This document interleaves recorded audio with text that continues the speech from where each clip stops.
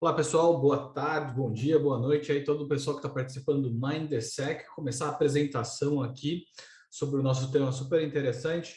Meu nome é Henrique, trabalho aqui no espaço de cibersegurança faz um tempo, tá?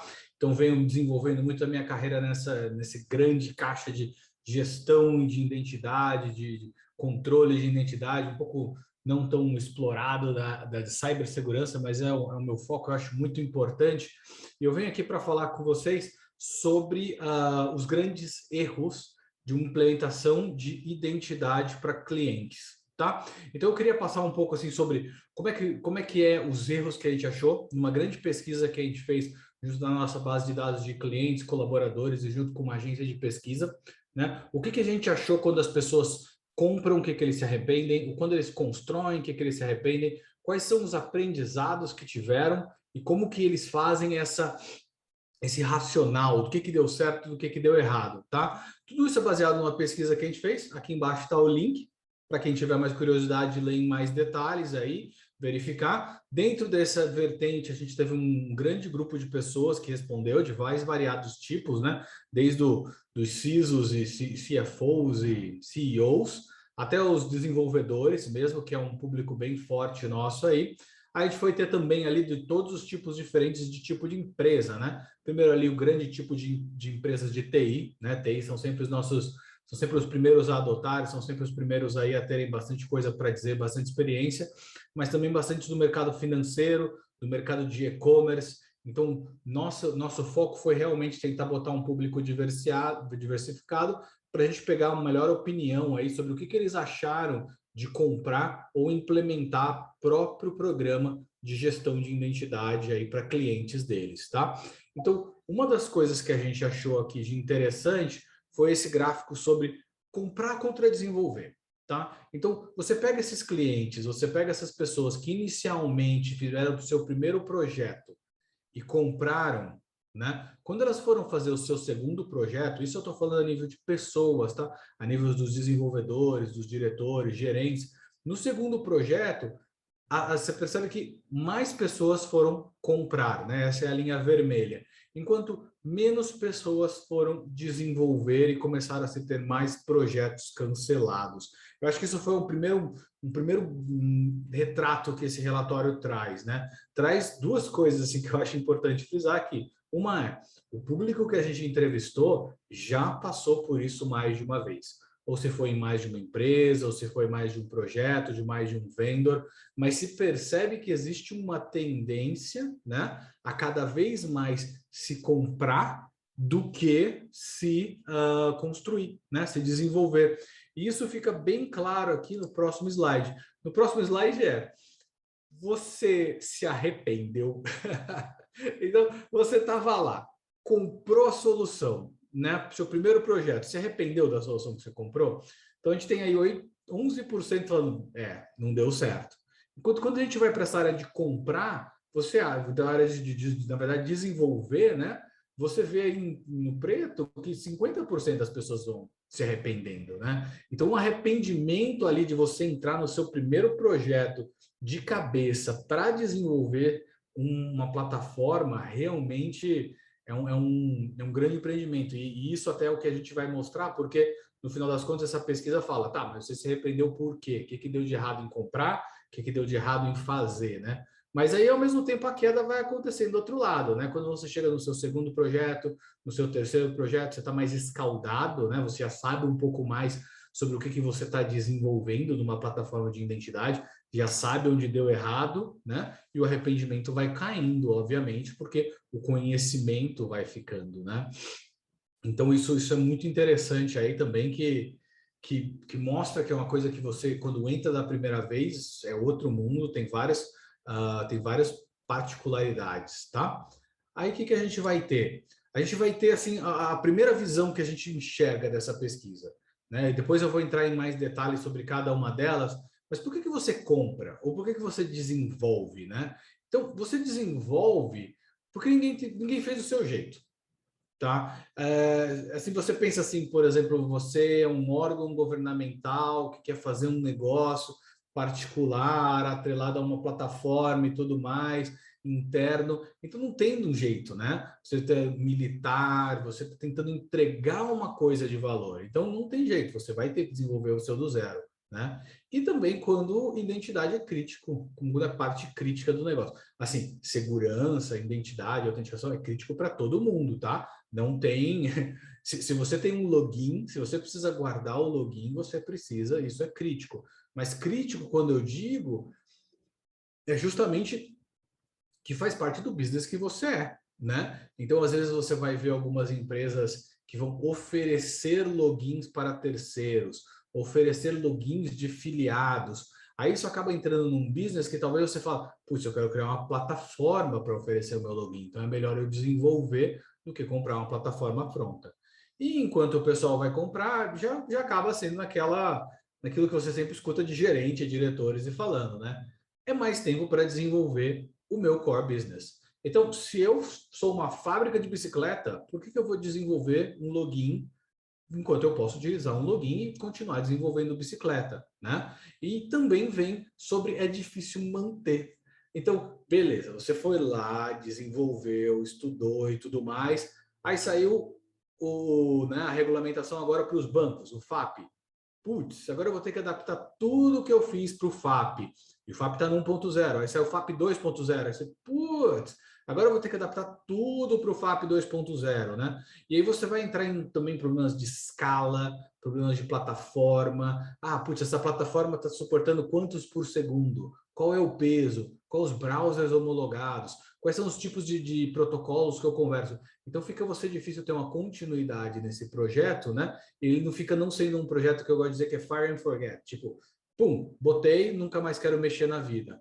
Enquanto num projeto que você compra, né, alguém vai manter isso para você, vai atualizar para você, vai manter de acordo com as novas tecnologias, né? Enquanto quando você faz ali, você acaba quando você entra nesses projetos, né? Uma das coisas que a gente descobriu é um caminho sem volta. Você senta ali com a sua equipe, você fala, quer saber? Eu vou comprar. Então você vai comprar? Então tá bom.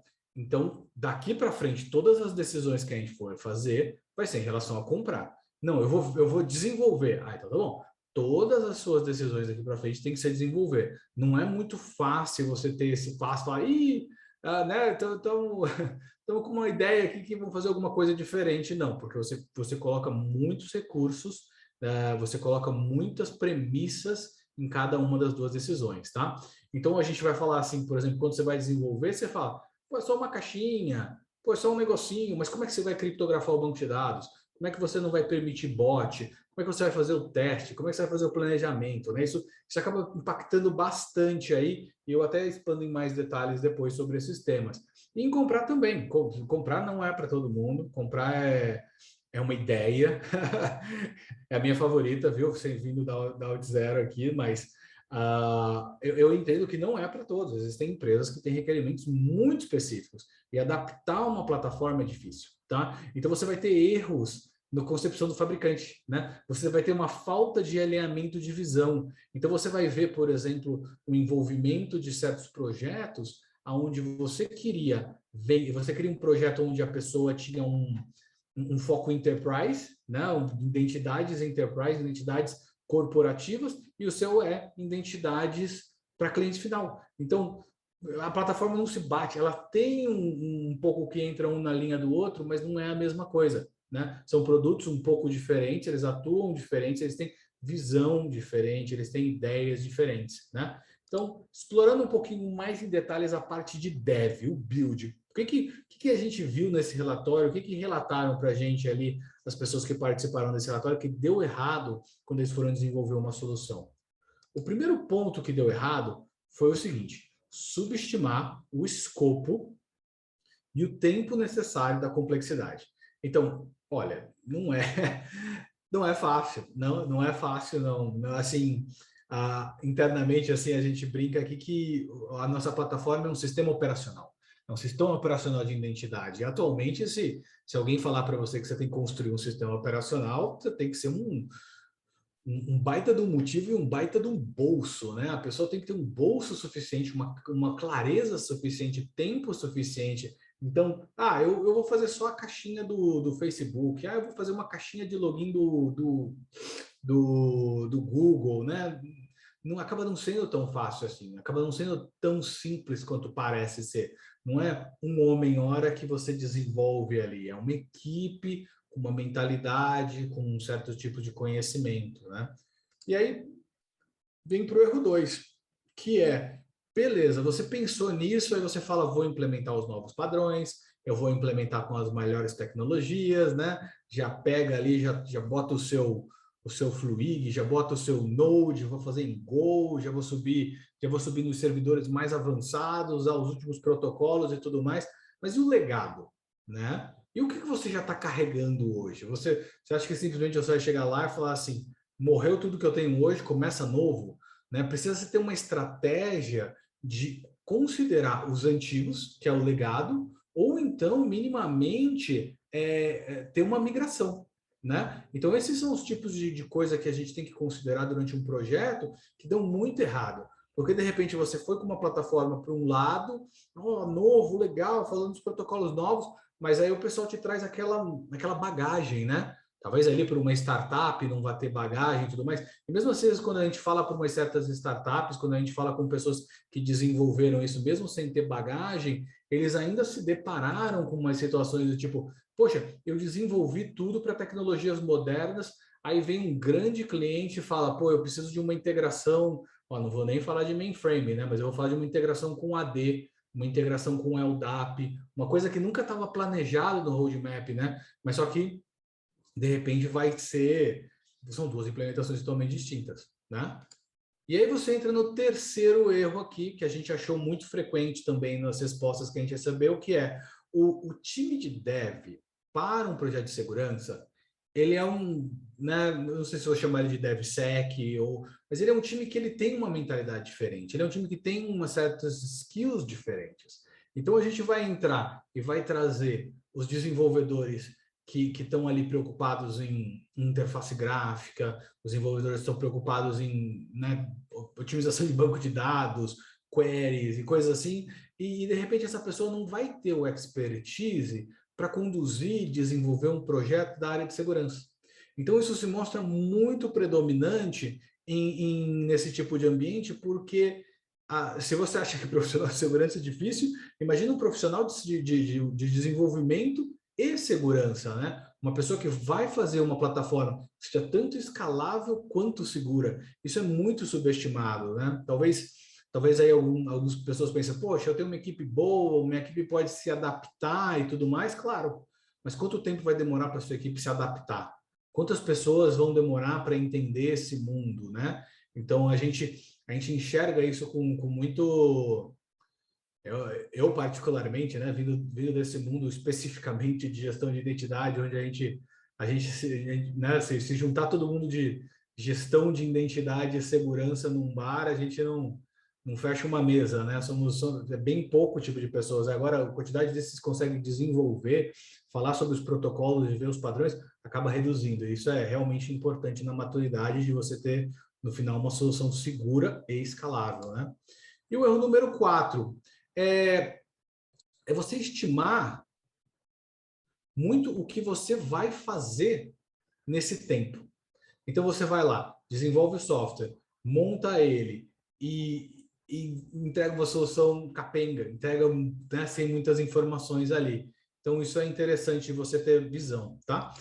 Já quando a gente vai comprar também não é aquela maravilha, não é para todo mundo, né? É legal, existe um fabricante, né? Assim como a gente da Oddsshare, a gente está preparado, a gente está vendo as tendências, está implementando as coisas do melhor modo, mas também tiveram muitos erros comuns com as pessoas que trabalharam com a gente nesse ponto. Então, vou passar aqui alguns dos erros comuns que estão no relatório, que sempre que me impactaram bastante, que é subestimar o tempo para integração. Então a pessoa fala, tá pronto, eu comprei um produto daquele que chamam de prateleira, né? Tirou da prateleira, abriu o pacote, tá pronto, mas não é tão assim, né? Você tira da prateleira, tá tudo pronto, tá tudo empacotado, mas ainda assim você tem que inserir ele ali no seu contexto, né? Você tem uma solução ou você tem uma visão de solução, as soluções têm que se integrar. E as pessoas subestimam esse custo da integração. poxa, quanto tempo demora para você integrar com o banco de dados próprio da solução de gestão de identidade? Ah, olha, isso é assim, segundos, tá bom. E para integrar com o meu banco de dados atual de identidade? Poxa, isso daí pode acabar tomando um dia, 2 dias, dependendo da sua estratégia. E isso daí não é muito pensado às vezes, porque se entra na plataforma, se vê aquele monte de botão que fala integrar, né? Integrar em um botão, você fala um botão, 1 hora. Mas às vezes esses botões eles levam muitos passos até que eles precisam ser coordenados, inclusive pela complexidade, né? Como é que você vai integrar um ambiente nuvem com um ambiente on-premise, ambientes falando em linguagens diferentes e tudo mais. Isso precisa ter um pouquinho mais cuidado. Então, isso é o número 1 ali do que falha, né? Porque eu sempre penso que num projeto, mesmo quando você compra e ainda assim você tem um prazo para implementar. E aí, porque você comprou, o cara fala, poxa, o prazo de implementar então vai ser 10 segundinhos, né? Não é assim, é uma solução que ela tem que ter interoperabilidade com os seus outros ambientes, tá? Então, outra coisa que eu acho interessante aqui é a gente poder falar do que você comprou. Eu acho que a gente como consumidor final, né, cada um comprando a sua própria margarina, sabe muito bem por que gosta de uma ou não gosta de outro, né? Mas a gente acaba percebendo as mesmas coisas. Eu acho que essa analogia sempre funciona muito bem com um carro. Você foi comprar um carro e você achou que aquele carro era para você, mas aí você começa a descobrir que aquele carro não é. Então você entra num aplicativo, você é encantado, poxa, tem funcionalidade pra caramba, pra caramba, pra caramba, mas só que aí você percebe que, poxa, o meu perfil de empresa é um perfil de empresa que faz parcerias com outras empresas. Então, eu quero que essa parte de segurança, de gestão de identidade e integração seja com outras empresas. E você vai lá e vai atrás de um fornecedor que a ideia dele é integrar com o Facebook. Enquanto do outro lado, quando você integra empresa com empresa, você está integrando ADs, LDAPs, né? O que a gente chamaria de diretórios enterprise, né? E aí não funciona, porque aí você tem que adaptar muito por detrás da ferramenta. E outras coisas, claro, roadmap, né? Você entra numa solução e fala, poxa, eu gostei desse pedaço da solução que faz exatamente o que eu quero. Mas aí aquele pedaço não é parte da visão da solução para o futuro. Aquilo é um mal necessário para a solução funcionar, não é porque que a solução existe, né? Então, às vezes, muito aconteceu de, por exemplo, muito no começo, né, as pessoas utilizarem um LDAP para ser um banco de dados. Ah, dá para colocar uns campos, dá para fazer consulta e tudo mais. Só que o LDAP nunca teve essa ideia de ser um banco de dados. Ele tinha uma ideia de ser um diretório de pessoas. Então, isso acaba que, tipo, em um certo momento, o roadmap ali deles foi para um lado e as pessoas que usaram com a outra estratégia acabaram ficando um pouquinho decepcionadas. Outra parte é suporte, né? Suporte é muito importante, por quê? Porque você, como uma empresa, você investe o seu dinheiro e investe tudo nessa solução, e essa solução, olha, não importa, vai dar ruim, sempre dá ruim. Sempre acontece alguma coisa, entendeu? Acontece se vocês fizerem uma modificação e começar a dar um erro e vocês não conseguem achar por quê. Acontece de saírem novas funcionalidades e vocês quererem usar a funcionalidade e não ter como, né? Então é importante ter alguém, ter um ponto que você possa falar. Eu acho que né, o anônimo vocês aí que eu estou falando já podem ter se deparado com um caso de você abrir um ticket e o ticket não ser respondido. Você tem uma dúvida e você, na dúvida, aparece a mensagem de erro que está falando assim, peço log para o suporte técnico e, putz, o suporte técnico está disponível. Então, você acaba percebendo qual é o valor mesmo de ter uma parceria, né, com essa empresa. E outra coisa que eu acho que não se pode falar mais ainda é sobre ser baseado em standards, né? A internet, todas as soluções, elas podem ou escolher desenvolver uma coisa fechada delas, que só funciona delas, ou standard, que vai ter uma interoperabilidade com tudo por aí. Isso é importante na sua decisão, porque se você pega uma ferramenta fechada, legal, melhor ferramenta do mundo, fechada, pode te dar uma felicidade imensa e você pode, né, tá tudo certo para você. Mas também pode dar errado. Por quê? Porque, putz, eu queria integrar essa ferramenta com outra situação. Eu quero integrar essa ferramenta com uma outra. Que standards ela fala? Eu quero levar isso para uma outra solução. Eu quero fazer alguma outra coisa, mas que standards estão ali? Não tem nenhum standard. Então, você fica muito à mercê do próprio fabricante fornecer jeitos para interagir com a ferramenta. E isso, dependendo do objetivo, pode ser muito negativo. Tá? Vamos lá, então, para o próximo aqui. O erro número 3 é arquitetura. Nem me fale de arquitetura, né? Você pega a solução, putz, essa solução está pronta, isso é legal, eu vou colocar ela e eu vou encaixar ela aqui. Só que às vezes você não entende onde a solução encaixa. Poxa, essa solução ela é on-premise, essa solução é SaaS, ela precisa de uma DMZ, ela precisa de uma porta de comunicação, ela precisa de um banco de dados externo. Quais são os tipos de coisa que tem ali dentro que eu preciso me orientar? Então você precisa fazer uma arquitetura que englobe a solução do modo que a solução é. E isso, assim, nossa, falar mal da minha área de gestão de identidade é feio, mas nessa parte de gestão de identidade, os fabricantes eles têm nomes diferentes, eles têm implementações diferentes. Então, às vezes, você vai falar com fabricantes que fazem uma arquitetura de uma maneira, outros fabricantes fazem de outra maneira. E se você não se adaptar, se você não tentar usar esse tipo de arquitetura, você vai realmente ter um problema de implementação que vai ser um Frankenstein, né? O pessoal fala muito que o problema principal que pode dar isso é custos adicionais de licença, por exemplo, já que você acaba replicando coisas que não precisa replicar, usando componentes duplicados que não precisariam usar. Então, esse é um erro muito grande, porque de repente um projeto que era para ser viram milhões por erros de arquitetura, tá?